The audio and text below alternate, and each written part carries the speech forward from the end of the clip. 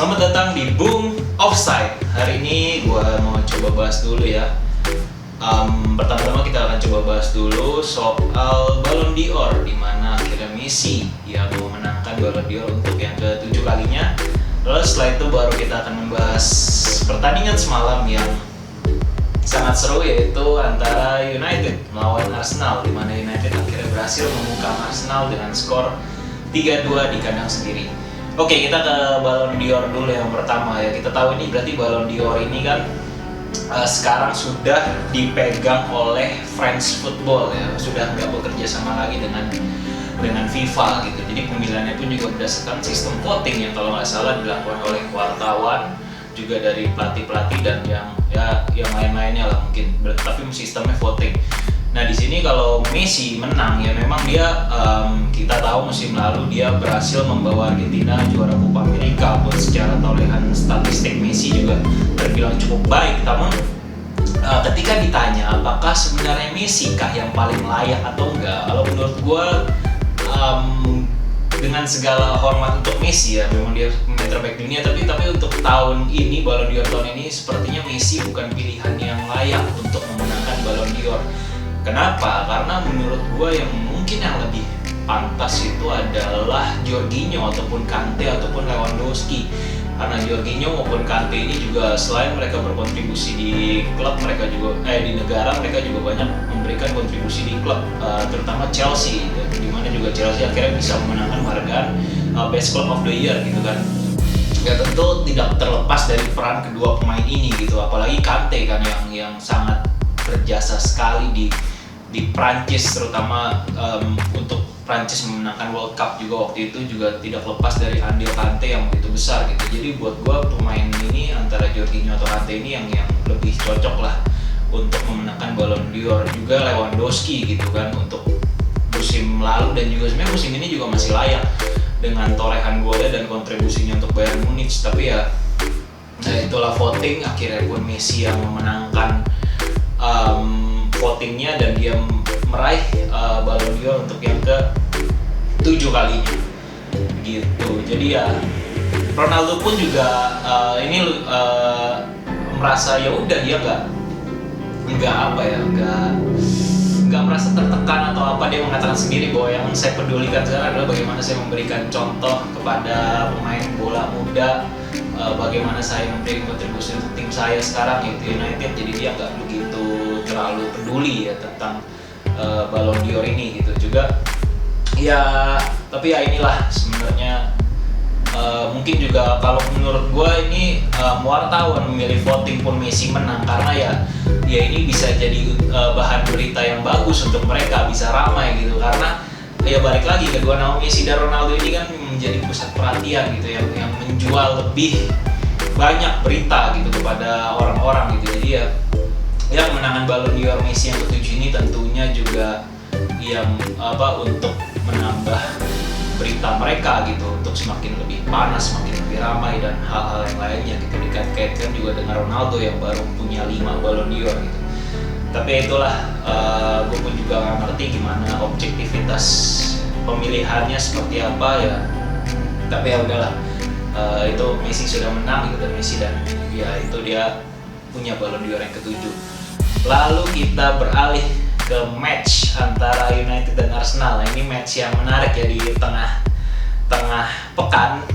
Dan sebelumnya ini juga duel adu gengsi, penolakan gengsi, karena juga kedua-duanya membutuhkan poin, di mana Arsenal juga membutuhkan poin untuk mengokohkan posisi mereka di papan atas klasemen. Dan sementara Manchester United ini juga sangat membutuhkan poin penuh untuk kemudian bisa mengejar ketertinggalan mereka setelah terlempar begitu jauh ya, banyak kehilangan poin. Akhirnya mereka harus berada di papan tengah 7 atau peringkat 8 gitulah dari Premier League, dan mereka harus membutuhkan poin untuk kembali naik ke papan atas klasemen Premier League. Dan terlebih ini United belum pernah menang lagi melawan Arsenal itu cukup lama ya, kurang lebih sekitar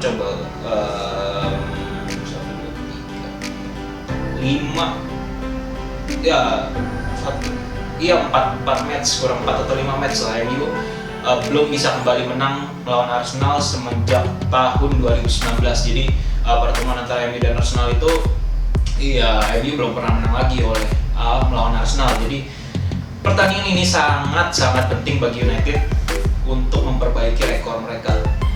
Oke, MU turun dengan formasi 4-2-3-1. Mereka kembali bermain dengan 2 defensive midfield yaitu ada Fred dan juga McTominay.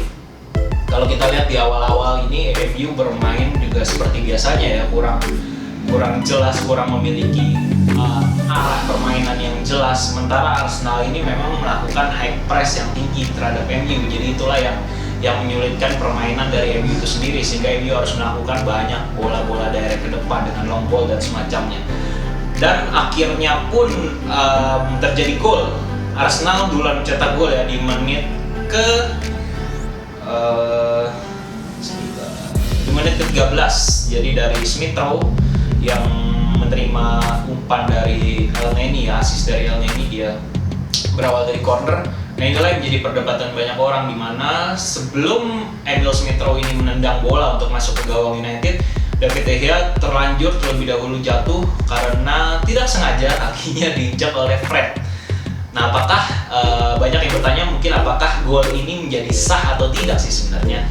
Kalau menurut gue gol ini adalah sah karena memang pemain Arsenal tidak melakukan pelanggaran apapun gitu kan terhadap De Gea sendiri ataupun pemain MU lainnya gitu. Itu murni karena kesalahan dari Fred yang tidak sengaja menginjak rekan satu timnya sendiri. Jadi ketika ditanya apakah, dan wasit pun juga sebenarnya kan nggak meniup fluid atau nggak menghentikan pertandingan, jadi secara adil atau tidak, itu memang masih adil gitu, pertandingan masih terus berjalan. Dan akhirnya Emil Smith Rowe cetak gol dan akhirnya gol gitu untuk Arsenal gitu. Tapi kalau ditanya apakah fair atau tidak, ya tentunya secara fair play ini kurang fair play, tapi itulah sepak bola. Kedua tim membutuhkan poin, sama-sama ingin meraih kemenangan, jadi ya itulah akhirnya gol 1-0 untuk Arsenal. Setelah gol 1-0 Arsenal ini, MU sempat bangkit ya.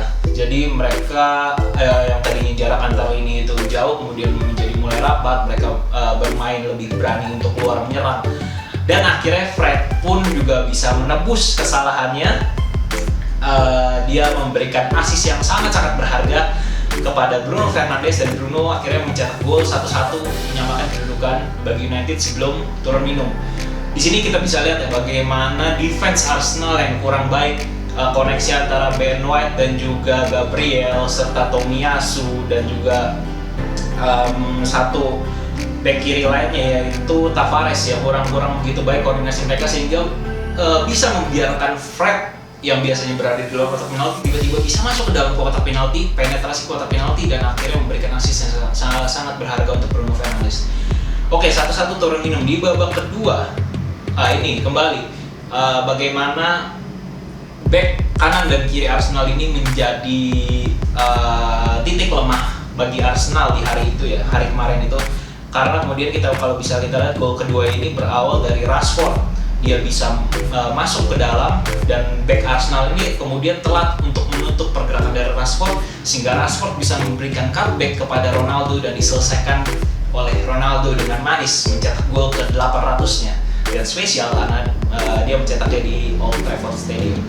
Oke, 3-2. Lalu Arsenal juga langsung bangkit kembali, langsung mencetak gol melalui kaki dari Martin Odegaard.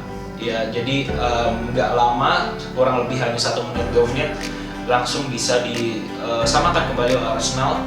Serangan yang begitu cepat, assist dari Martinelli kepada Odegaard, dan dituntaskan dengan Odegaard 2-2. Gol yang kurang lebih sama polanya dengan yang dicetak oleh Ronaldo tadi gitu.